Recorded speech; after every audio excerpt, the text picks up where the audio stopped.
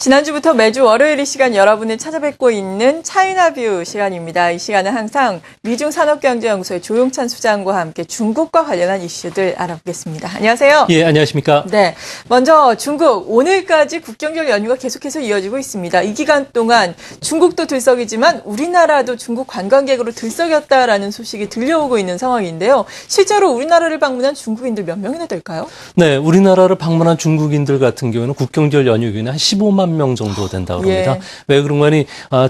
중국 같은 경우는 올해는 유난히 연월절 휴가를 써가지고 오시는 관광객들이 많았는데요. 네. 이 때문에 우리나라에 들어와서 실제 쓴 규모는 무려 3,600억 원 정도 소비를 했다 그럽니다. 네, 특히 중국 같은 경우에는 아무래도 우리나라에 들어오면은 아무래도 한 사람당 238만 원 정도의 소비를 하게 되는데요. 특히 관광객들 중에서 백화점이라든지 면세점 그리고 서울 주변의 명품 아울렛 같은 경우에는 매출이 많게는 2배 정도 늘어난 때도 늘어났습니다. 특히 중국인들 같은 경우에는 여행을 떠나기 전에 친지들로부터 어느 정도 살 수 있는 구매 물량을 서로 받고 있기 때문에요. 전기 밥솥 같은 경우에는 5개, 그리고 화장품은 많게는 50통 정도를 샀다 그럽니다. 이 때문에 우리나라에도 명동을 비롯해서 주요 쇼핑 단지에서는 중국인 관광객들로 인해서 특수를 만끽하는 그런 모습이었습니다. 네. 그리고 흔히 또 외국에 투자하는 사람들에 대해서 미국에서는 흔히 스미스 부인이라고 부르고 또 일본에서는 와타나베 부인이라고 부르는데 중국은 그동안 뚜렷한 명칭이 없었거든요. 그래서 왕서방으로 부르나 궁금했는데 따마라고 부른다고요? 이 따마가 늘어나고 있다고요? 네, 그렇습니다. 다마라는 단어는 큰 어머니라는 뜻인데요. 네. 보통 20, 30대의 부유층뿐만 아니라 어느 정도 부동산을 통해서 재테크에서 부를 형성한 40, 50대 부인을 가리킵니다. 그러다 보니까 최근에 연휴 기간 동안에 국제 금 가격이 온수당 1,310달러까지 하락을 했는데요. 이 때문에 홍콩에 가서 금을 대규모로 사들였다 그럽니다.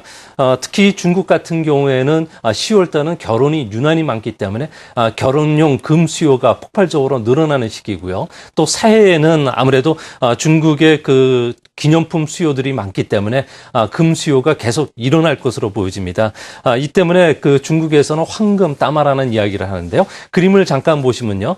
최근에 국제 금 가격이 어느 정도 하락을 하니까 중국 같은 경우에는 금 소비량 같은 경우에는 1년에 1,000톤 정도 되지만 현재 생산량은 360만 톤 정도에 불과하기 때문에 앞으로도 다마들에 의한 국제 금 가격은 계속 안정세를 유지하지 않을까 보여집니다. 네. 그리고 우리나라에 투자된 차이나머니가 20조 원을 돌파했다라는 소식도 들리더라고요. 이 차이나머니의 성격을 좀 알아볼 필요도 있을 것 같은데, 국부펀드, 이 중국 투자 유한 책임공사에 대해서 그다지 크게 알려진 점이 없는데, 오늘은 이 부분에 대해서도 자세하게 짚어주신다고요? 네. 중국 국부펀드인 중국 투자 유한공사 같은 경우는 2007년 9월 달에 개설이 됐는데요. 현재 작년만 하더라도 투자 수익이 10.6% 정도 운용 수익을 벌어들일 정도로 상당히 활발한 대투자를 하고 있습니다. 특히 국부펀드 같은 경우는 총 자산 규모가 5,752억 달러 정도 되는데요. 그림을 보시면요. 중국의 투자 유한공사의 재무제표가 나와 있습니다. 특히 순이익 같은 경우에는 현재까지 774억 달러를 벌어들였는데요. 주식이라든지 채권 같은 투자뿐만 아니라 사모주식이라든지 부동산, 헤지펀드, 직접 투자와 같은 쪽으로 아주 다양화시키고 있습니다. 특히 2011년도부터 중국의 국부펀드 같은 경우는 투자 전략이 변했는데요. 예일대 방식으로 앞으로 투자 평가 주기를 1년에서 10년으로 바꿨고요. 채권, 주식 외에도 비전통적인 자산 쪽으로도 투자를 확대하고 있기 때문에 앞으로 우리나라를 비롯해서 세계 금융시장에도 적지 않은 영향을 끼칠 것으로 보여집니다. 네. 그렇다면 보다 구체적으로 글로벌 포트폴리오 전략은 어떤지, 우리나라에서는 어떤 쪽으로 더욱더 투자를 확대할 수 있을지가 관건일 것 같은데요. 이러한 부분은 어떨까요? 네, 아무래도 자산 배분 전략을 보면요. 예. 그림을 잠깐 봐주시기 바랍니다. 현재 현재 그 중국 투자유한공사 같은 경우는 여전히 주식에 대해서는 32%로 상당히 많은 비중을 투자하고 있고요. 그 다음이 이제 채권 투자입니다. 채권은 최근 들어와서 조금 줄이는 편이고요. 대신 절대 수익 투자와 같이 헤지 펀드에 투자하는 자금, 그리고 장기 펀드인 광산이나 부동산, 인프라 쪽에 집중적으로 투자하는 모습을 보여주고 있습니다. 다음 그림을 보시면요. 중국 주식과 관련해서도 실제 어디다 투자하는지를 분명히 좀 보여주는데요. 미국 주식에는 근 50% 가까이 투자하고 있고요. 네. 또 선진국에는 27%, 우리나라를 비롯한 신흥 주식시장에는 28% 정도 투자하고 있습니다. 또한 업종별로 보면요. 다음 그림을 봐주시면요. 현재 금융이라든지 IT, 필수 소비재 쪽의 투자 비중은 상당히 높은데요. 하지만 1년간을 보면은 금융이나 IT, 의료업종으로는 비중을 높여왔고요.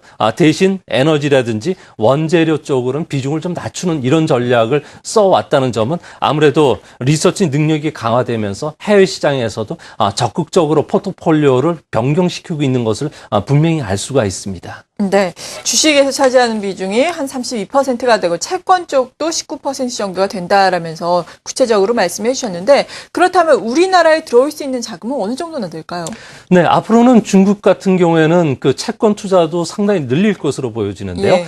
선진국을 비롯해서 신흥국 국제 투자가 전체 72%에 달하다 보니까 아무래도 이런 쪽으로 유입이 될 수 있고요. 그림을 보시면요. 최근에 그 투자 적격 회사채뿐만 아니라 물가 연동 국채에 대한 투자를 늘리고 있기 때문에 우리나라 채권 시장이 상당히 좀 매력적으로 느끼는 그런 모습입니다. 다음 그림을 보시면요. 중국 자금들이 우리나라에 들어와서 주식과 채권을 사신 그 자금들이 되는데요. 막대 그림이 채권이고요. 네. 그다음에 그 꺾은선 그래프가 주식인데요. 최근에 들어와서 그 소폭 매도세도 보이곤 있지만 전체적으로는 계속 그 매수 추세를 이어가는 그런 모습입니다. 앞으로 중국의 외환 보유고가 계속 늘어나기 때문에 국부 펀드 같은 경우는 자산 규모가 앞으로 2배 정도 늘어나는 1조 달러까지 늘어날 것으로 보여지는데요. 우리나라 채권 같은 경우는 12조 원, 그리고 주식시장은 8조 원을 투자하고 있는데요. 일본 상장 주식에는 무려 46조 원 정도 투자하고 있기 때문에 일본에 비해서 우리나라가 16%에 불과합니다. 이런 측면에서 보면 앞으로 몇 년간 우리나라 주식 시장과 관련해서는 2배 정도 매수를 늘릴 것으로 보여지고요.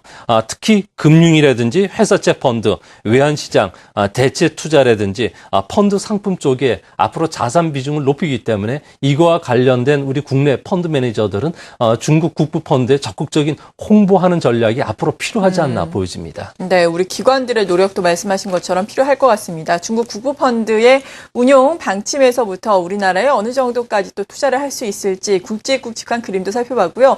국부펀드와 더불어서 개인들도 우리나라에 많이 관광을 와서 또 소비를 많이 하면서 우리 경제에 도움을 주고 있다라는 소식까지 알아봤는데, 사실 중국 경기 자체도 우리나라가 상당히 관심을 가져야 하는 부분이잖아요. 이번 주말에는 무역 통계 지표가 발표가 된다고 하는데 이 부분은 어떻게 될 것으로 전망을 하고 계세요? 네, 중국은 빠르지는 않지만 계속 수출은 증가세를 유지할 것으로 보여지는데요. 네. 하지만 그 문제는 중국의 수출 증가율이 2개월 연속 증가했다가 이번 달에는 조금 꺾일 것으로 보여집니다. 아무래도 그 지난 7, 8, 9월 달을 시작으로 해서 중국의 허위 수출이 많이 통계에 잡혔는데요. 최근에 엄격한 통계 과정을 거치면서 중국의 수출이 9월 달에는 플러스 4.3%로 조금 위축이 될 수가 있을 거로 보여집니다. 하지만 그림을 보시면은 중국의 그 수출과 관련된 그 선행 지표인 신규 수출 수주 지수 같은 경우에는 50.7로다 계속 3개월 연속 상승 흐름을 보여주고 있기 때문에 우리나라의 대중국 수출은 연말까지 계속 꾸준할 것으로 보여집니다. 특히 중국의 수입과 관련해서는 전년 동월 대비해서는 7% 정도 안정된 그 증가세를 이어갈 것으로 보여지고요. 무역 수지도 한 250억 달러 정도 흑자가 예상이 되기 때문에 위엔화의 강세는 앞으로도 당분간 계속되지 않을까 보여집니다. 네, 이렇게 차이나뷰 미중산업경제연구소의 조용찬 소장과 함께 중국 관련해서 짚어볼 만한 사항들 알아봤습니다. 감사합니다. 네, 감사합니다.